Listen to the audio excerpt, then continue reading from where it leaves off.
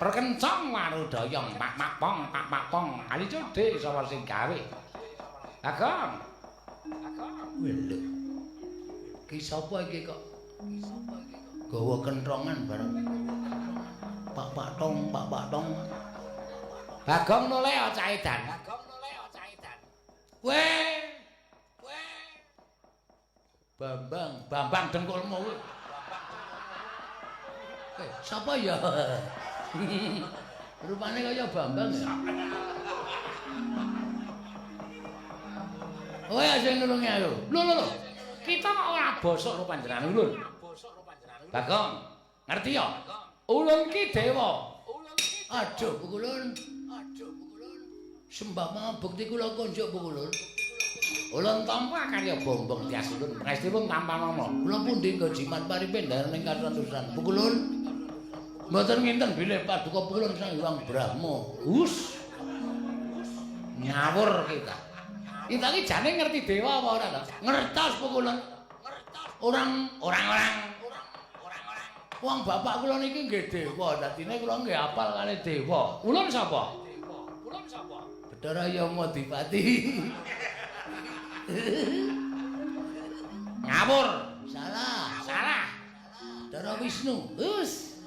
Dudu. Bathara Guru. Utuh. Bathara Murid. Utuh. Kok Bathara Murid barang ana guru ana murid. Bathara sinten nggih? Kaneka Putra. Wah. Toko buku tulis. Lho. Toko buku tulis piye, Rat? Kaneka Putra, Kulun Rada. Iya. Wah, padha aja kita. Wus. Malah nirake ora. Bagong ulun nyuwun prisa. Bagong ulun takon lan jeneng kita. Takono. Apa kita arep mati? Pun entek baterene. Wis abang. 20%.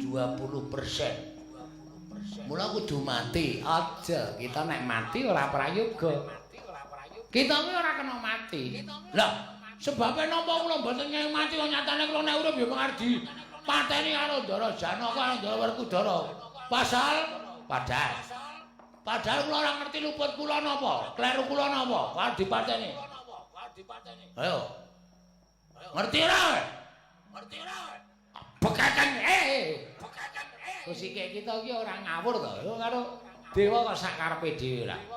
Ulun tumedhak ning Madyapada iki bakal tetulung lan jeneng kita.